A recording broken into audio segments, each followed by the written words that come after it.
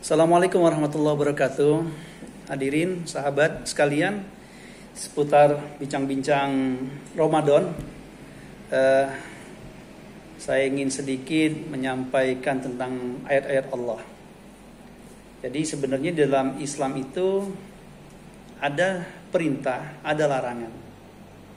Perintah itu ada dua hal, ada yang bersifat umum, ada yang bersifat khusus. Pun demikian juga dengan larangan. Ada yang bersifat umum, juga ada yang bersifat khusus. Nah, saya akan mencoba mengambil contoh perintah yang bersifat umum. Kalau perintah yang bersifat umum itu biasanya diawali dengan kata-kata yang umum, seperti ya ayuhan nas, wahai manusia. Tapi kalau yang khusus itu biasanya perintahnya itu kepada orang-orang beriman, ya ayyuhallazina amanu. Contoh perintah Allah yang bersifat umum, ya ayyuhan nasu ubudu rabbakumul ladzi khalaqakum. Di sini Allah memerintahkan kepada manusia untuk menyembah Tuhannya yang telah menciptakannya.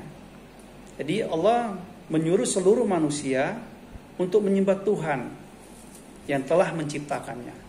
Ini surat ini terdapat dalam surah Al-Baqarah ayat 21. Semua manusia harus menyembah Tuhan, harus menyembah yang Maha Kuasa penciptanya.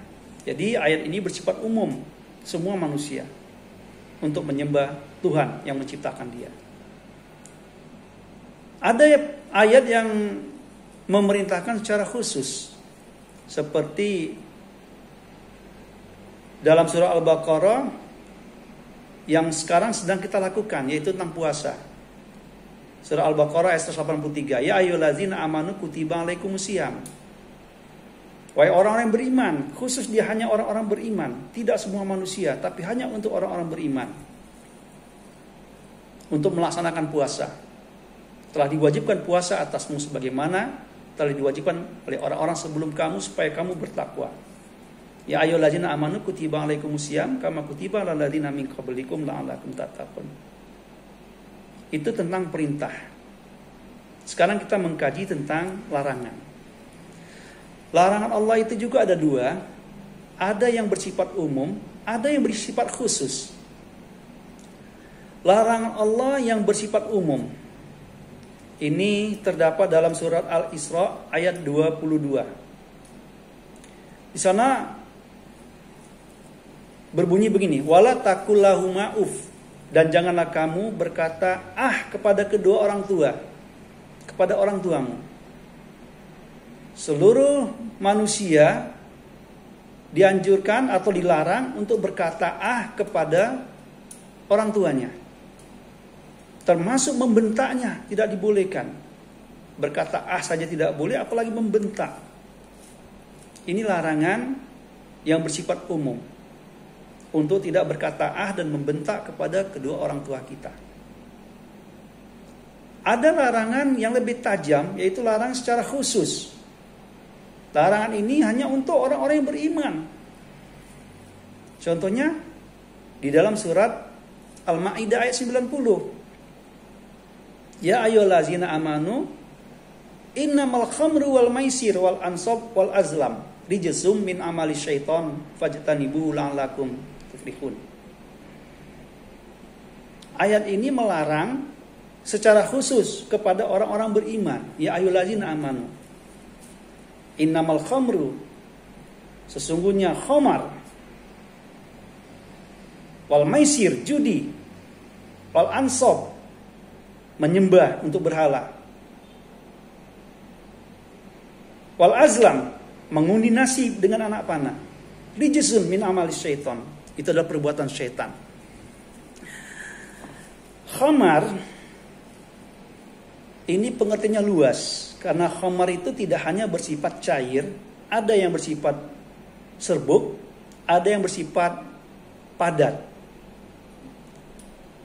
Khamar ini mau yang cair, mau yang serbuk, mau yang dalam bentuk padat, sepanjang ia memabukkan dan berbahaya tentunya, ini dilarang. Sekarang apa itu yang dimaksud dengan khamar? Maka kita lihat sebuah hadis yang diriwayatkan oleh Imam Muslim dari Ibnu Umar bin Khattab, ya, dari Ibnu Umar. Ini kalau kita lihat dalam kitab yang diriwayatkan oleh hadis riwayat Imam Muslim nomor 2003, di sana ada sebuah hadis yang menarik sekali buat kita. Apa itu khamar? Kullu muskirin khamrun wa kullu khamrun haramun. Kullu muskirin, setiap yang memabukkan, khamar adalah khamar. Wa kullu khamrun, dan setiap khamar haramun, haram. Jadi apa itu khamar? Khamar adalah yang memabukkan. Setiap yang memabukkan itu adalah khamar. Dan setiap khamar adalah hukumnya haram. Tidak boleh diminum, dimakan, harus dibuang. Karena dia bukan makanan, juga dia bukan minuman. Tidak boleh digunakan. Khamar, narkoba, termasuk jenis-jenis khamar yang membahayakan, baik bagi fisik maupun psikis kita. Memang khamar itu ada manfaatnya. Tapi ingat, kemudaratannya lebih besar. Kemanfaatannya ada, selama untuk kemanfaatan itu dibolehkan, dianjurkan. Seperti untuk operasi sebagai anestesi, pembiusan, morfin. Itu disilakan untuk digunakan, bukan disalahgunakan. Jadi obat itu kalau digunakan, dia ada batasannya. Misalnya menggunakan obat, ini batasannya. Ketika batasannya itu sudah ada, obat digunakan, dia akan bekerja. Dosisnya sampai di sini, maka obat sampai di sini. Begitu dosis sudah sampai ke sasarannya, ke tempatnya, ke batasnya, maka dia turun perlahan-lahan menyembuhkan penyakitnya. Kalau dosis terlalu tinggi, dia akan terus naik. Semakin tinggi, semakin naik. Mentok, hanya sampai batasnya. Setelah itu turun dia. Jadi bisa digunakan sepanjang untuk kesehatan. Tapi kalau disalahgunakan, dia akan bekerja, bergerak, naik melewati batas.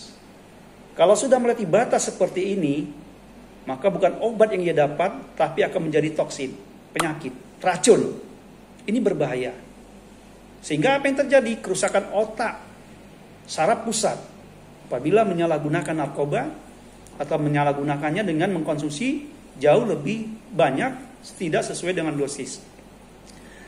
Kawan-kawan sekalian, harus menjadi pemahaman kita bersama, selain narkoba itu merupakan penderitaan tanpa kesudahan, dia akan menyebabkan kerusakan organ tubuh. Hanya 3 yang ia dapat apabila ia menyalahgunakan narkoba: penjara, rumah sakit jiwa, atau kuburan. Dengan pencerahan saat sekarang ini yang sangat singkat, saya mengajak kepada kita semua supaya jauhi narkoba. Narkoba bukan untuk diminum, narkoba bukan untuk dimakan, narkoba bukan untuk dikonsumsi. Serahkan dia kepada ahlinya sehingga menjadi kemanfaatan. Dan kalau bukan kepada ahlinya, tinggalkan, jauhkan. Demikian sekedar berbagi informasi menurut pemahaman kami. Semoga bermanfaat bagi kita semua. Assalamualaikum warahmatullahi wabarakatuh.